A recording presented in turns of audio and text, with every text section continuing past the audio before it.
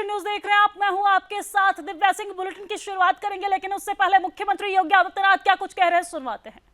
नौजवानों का, समाज के प्रत्येक तबके के उन सभी नागरिकों का हृदय से अभिनंदन करते हुए आज मैं अपने इन युवाओं के साथ संवाद करने के लिए विशेष रूप से अम्बेडकर नगर जनपद में आया हूं। बहनों और भाइयों, आज यहां पर अनेक कार्यक्रम हो रहे हैं। इस कार्यक्रम में अभी मैं यहां आने के पहले, मंच पर आने के पहले, मैंने यहां पे ऋण मेला के आयोजन को भी देखा। सिर्फ 46 कंपनियों के द्वारा युवाओं के प्लेसमेंट के लिए, नौकरी के लिए लगाए गए स्टॉल को भी देखा और युवाओं के इंटरव्यू के कार्यक्रम को बहुत नजदीक से देखा। मैंने यहां की महिला स्वयंसेवी बहनों के द्वारा किए जा रहे प्रयास को भी बहुत नजदीक से महसूस किया।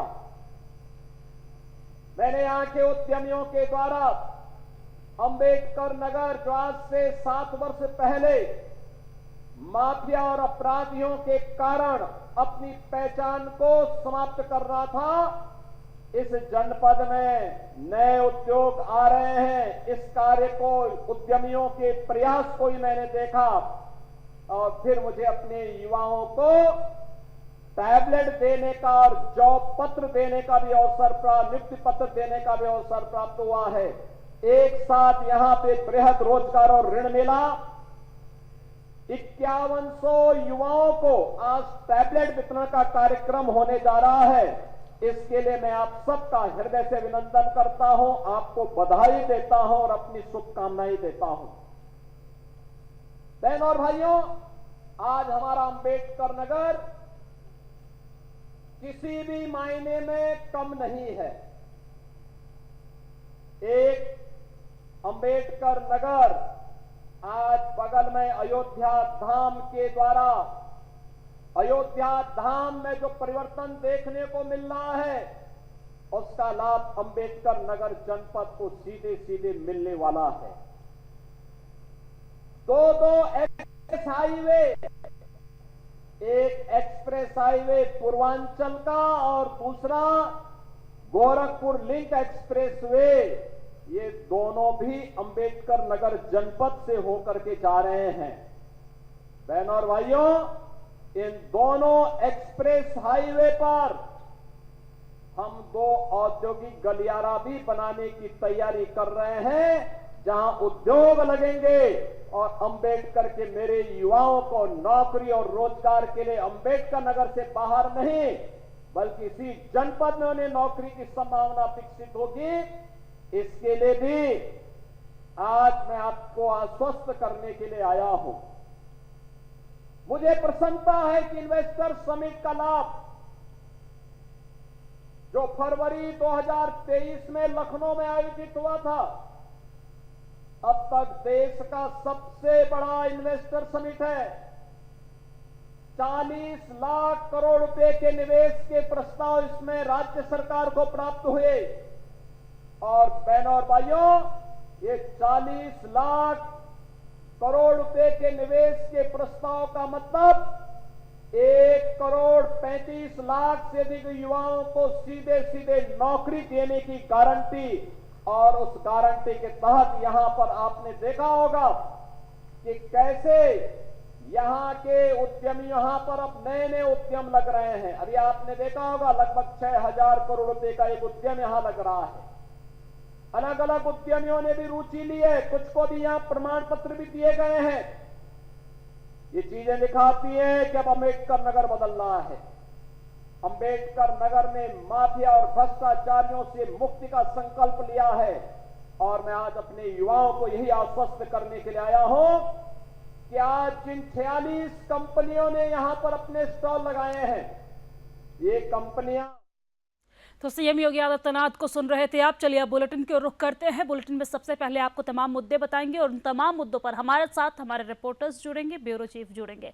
खबरों की ओर रुख करते हैं। कोलकाता रेप केस में सीबीआई की जांच जारी है। मामले में सीबीआई ने 10 लोगों को तलब किया है। डॉक्टर की 24 घंटे की देशव्यापी हड़ताल भी जारी है। सभी अस्पतालों में बंद रहेगी ऑपरेशन ओपीडी सेवाएं। डॉक्टर अस्पताल की सुरक्षा के लिए आईएमए की 5 मांगे हैं।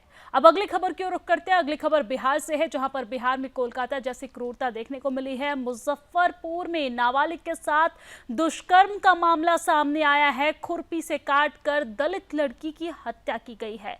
मुख्य आरोपी संजय राय का मददगार गिरफ्तार हो गया है इस पूरे मामले में, और संजय राय के भगाने में इस्तेमाल की गई गाड़ी भी इस दौरान जब्त की गई है। ये बड़ी जानकारी आप तक पहुंचा रहे हैं। अब तीसरी खबर की ओर रुख करते हैं। तीसरी खबर राजस्थान से है, जहां पर राजस्थान के उदयपुर में बीते 24 घंटे के लिए इंटरनेट सेवा बंद कर दी गई है। छात्र पर चाकू से हमले के बाद उदयपुर में तनाव की स्थिति बनी हुई है। कई वाहनों को इस दौरान फूंका गया है। धारा 144 लागू की गई है।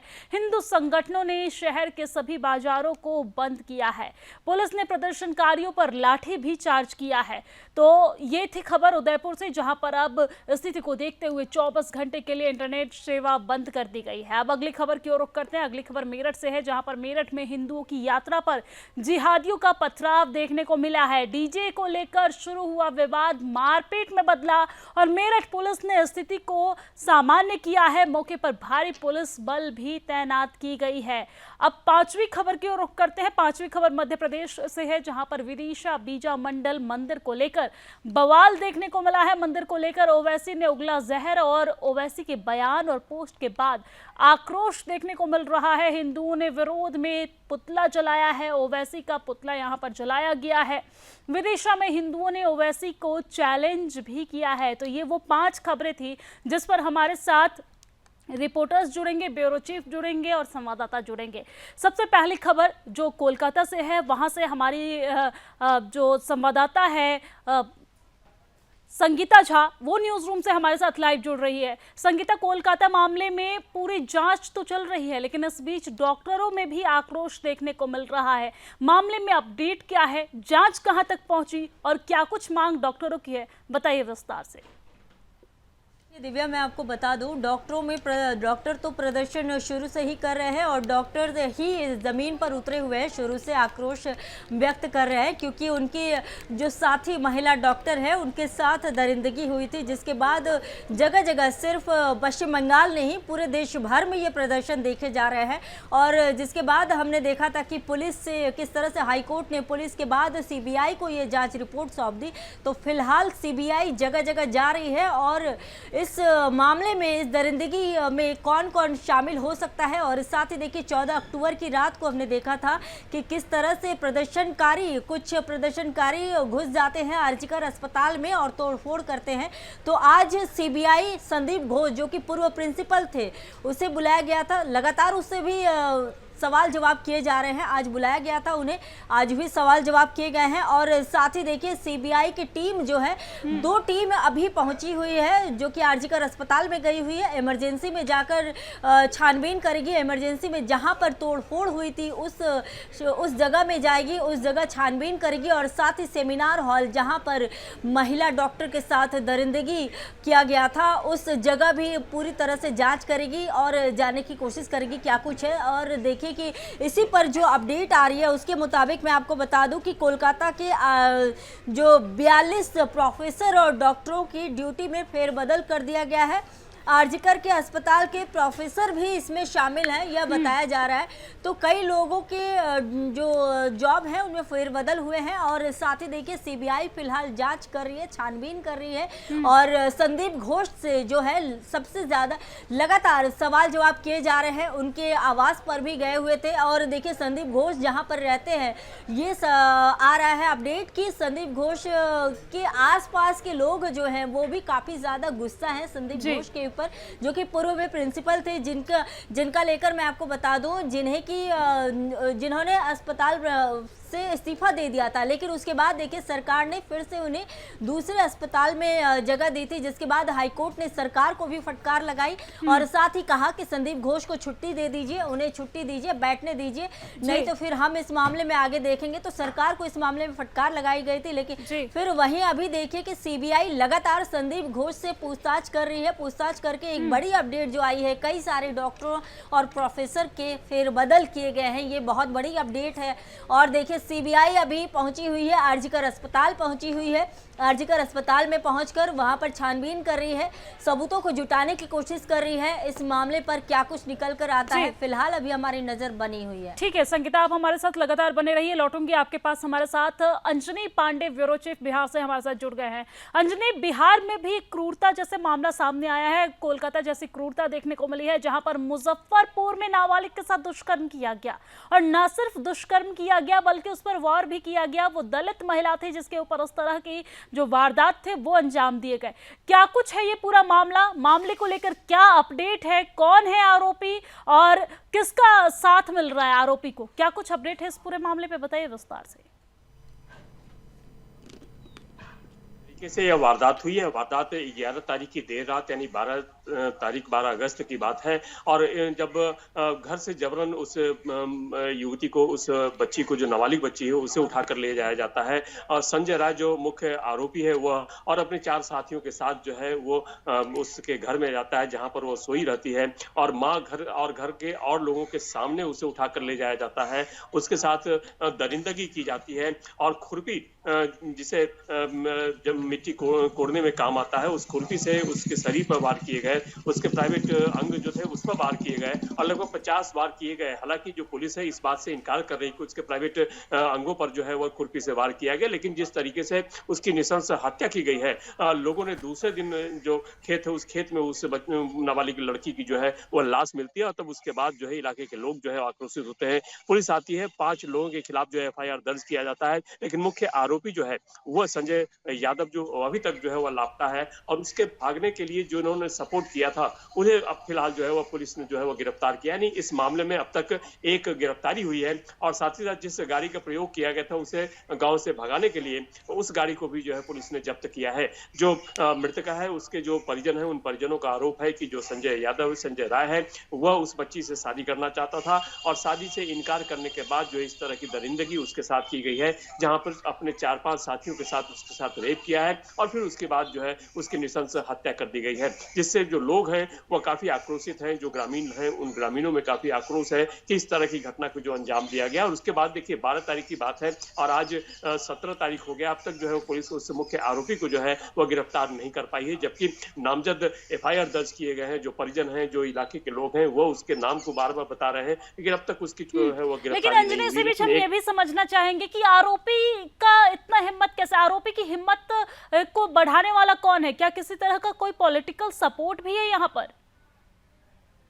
देखिए, जो राजनीतिक हस्तक्षेप है, राजनीतिक सपोर्ट की बात अभी सामने नहीं आई है, लेकिन चूंकि जो इलाके के लोग हैं उसका मानना है कि वह चूंकि दबंग तरह का था और आरोपी जिसे आरोपी बताया जा रहा है, जो मुख्य आरोपी है, उसका बैकग्राउंड जो है पुलिस वो खंगालने की कोशिश कर रही है कि आखिर इसका जो बैकग्राउंड है, क्या कोई आपराधिक बैकग्राउंड उसका रहा है, उसे पुलिस जो है फिलहाल खंगाल रही है। लेकिन जो राजनीतिक हस्तक्षेप की बात है या राजनीतिक सपोर्ट की बात है, इस तरह की बात अभी तक जो है वो सामने नहीं आई है। लेकिन चूंकि एक्चुअली जो आरोपी है, मुख्य आरोपी, जो परिजन है, जो मृतका के परिजन है, उनका मानना है, उनका कहना है कि जो आरोपी थे उसके जो पत्नी थी, उस पत्नी का देहांत हो चुका था, उसके बाद जो है वह उससे जबरन शादी करना चाहता था। नाबालिग थी लेकिन इसके बावजूद वह जबरन शादी करना चाहता था और परिजनों के द्वारा और बच्चियों के द्वारा जो है वो इनकार किए जाने के बाद जो है वह इस तरह की घटना को जो है वो अंजाम दिया है और अंजाम देने के बाद जो है वो फरार हो गया है। जब पुलिस उसके घर पर जाती है तो वह फरार मिलता है। हालांकि कोर्ट के द्वारा जो है वह इश्तेहार जारी किया गया है। इश्तेहार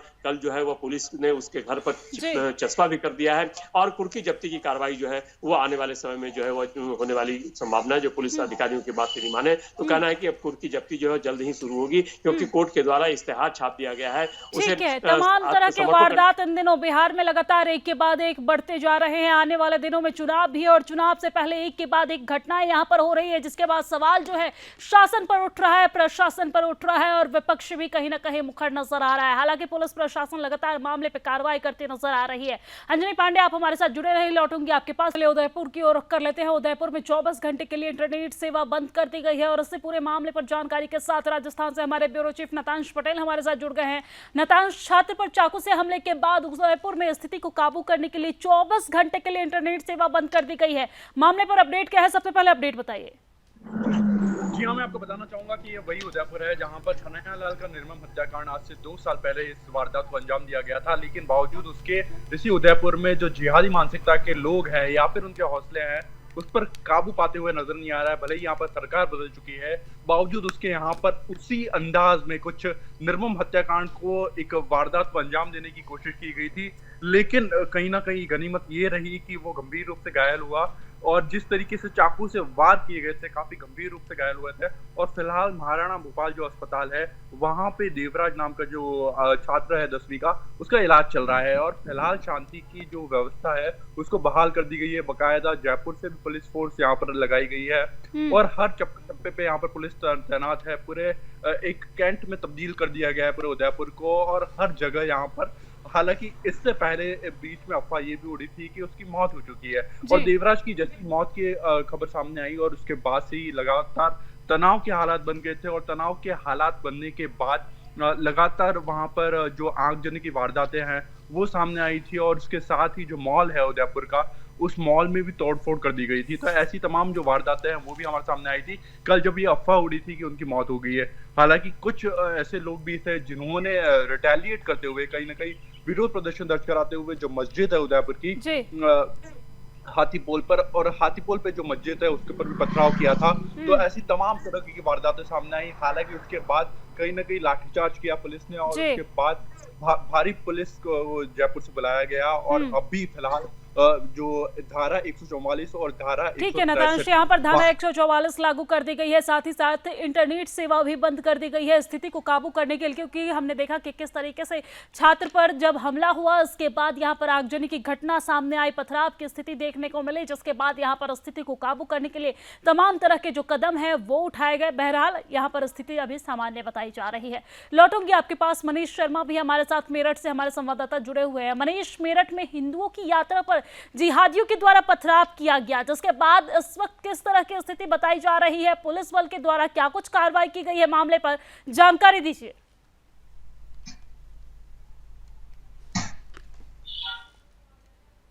मनीष, क्या आपको मेरी आवाज मिल रही है?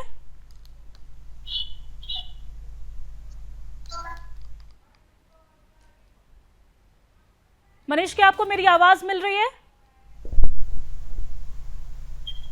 चलिए एक बार फिर से मनीष से संपर्क करने की कोशिश करेंगे, लेकिन आपको बता दें कि मेरठ में हिंदुओं की यात्रा पर जिहादियों के द्वारा पथराव किया गया। डीजे को लेकर यह विवाद शुरू हुआ, जिसके बाद ये मारपीट में तब्दील हो गया। स्थिति यहां पर तनावपूर्ण देखने को मिली, जिसके बाद यहां पर पुलिस बल भारी संख्या में तैनात की गई। बहरहाल ये स्थिति अभी सामान्य बताई जा रही है। हमारे साथ मेरठ से हमारे संवाददाता मनीष शर्मा हमारे साथ जुड़ गए हैं। मनीष, मेरठ में हिंदुओं की यात्रा पर जिहादियों के द्वारा पथराव किया गया, जिसके बाद पुलिस बल की भारी संख्या में वहां पर तैनाती की गई। इस वक्त क्या स्थिति बताई जा रही है, बताइए। बिल्कुल, देखिए मैं बताना चाहूंगा आपको कि कल देर रात जो है मेरठ के देहलीगेट थाना क्षेत्र के अंदर जो हिंदुओं के द्वारा एक यात्रा निकाली जा रही थी, जिसके बाद वहां पर सांप्रदायिक माहौल जो है तनाव पैदा हो गया और जो मुस्लिम समुदाय के लोग बाग हैं उनका कहना यह है कि जो यात्रा निकाली जा रही थी, यात्रा के दौरान जो है जो कोलम थी वो मुस्लिम एक बच्चा था 10 वर्ष का, उसके सिर पर गिर गई। जबकि पुलिस इस मामले की भी जांच कर रही है, क्योंकि कुछ लोगों का आरोप ये भी है जो हिंदू संगठन के जो लोग बाग हैं और जो विधायक वहां पर पहुंचे थे कल देर और मस्जिद के सामने जब वो यात्रा पहुंची तो उस यात्रा में जो है कोलम जो बजाए जा रहे थे और डीजे जो बज रहा था उसकी आवाज को वहां पर बंद किया गया। क्योंकि ये बड़ा सवाल ये है कि जिस वक्त वो यात्रा निकल रही थी उस वक्त देहलीगेट थाने की तरफ से कोई भी पुलिस प्रशासन का व्यक्ति उस वक्त वहां पर मौजूद नहीं था, क्योंकि ये मुस्लिम बाहुल्य क्षेत्र है और मुस्लिम बाहुल्य क्षेत्र से जबकि वो यात्रा निकाली जा रही थी, जबकि यात्रा के जो लोग बाग थे उन्होंने एसडीएम से भी परमिशन ली हुई थी। परमिशन के बावजूद जो है वहां पर स्थानीय पुलिस मौके पर नहीं थी। तो कहीं ना कहीं पुलिस की भी इसमें कमियां नजर आ रही है, क्योंकि जो सांप्रदायिक माहौल जो बना वहां पर और पथराव जो हुआ उसके बाद हालांकि पुलिस प्रशासन ने जो है मौके पर पहुंचकर सारी स्थिति को सामान्य जरूर किया है, लेकिन सवाल यही खड़ा हो रहा है बार बार कि पुलिस प्रशासन के लोग उस यात्रा के दौरान मुस्लिम बाहुल्य क्षेत्र के अंदर क्यों मौजूद नहीं थे। ठीक है, इस वक्त क्या स्थिति बताई जा रही है वहां पर मनीष? देखिए, हमारी जो है पुलिस प्रशासनिक अधिकारियों से बात हुई है, उनका कहना है कि इस वक्त स्थिति जो है बिल्कुल सामान्य है और वहां पर जो मार्केट है वो कल देर रात जो है पूरी मार्केट को बंद कर दिया गया था, लेकिन फिलहाल जो है सुचारू रूप से उस मार्केट को खोल दिया गया है। तमाम लोग बाग जिस तरीके से रोज की तरह वहाँ बाजार खुलता है वो बाजार आज फिर खुला है।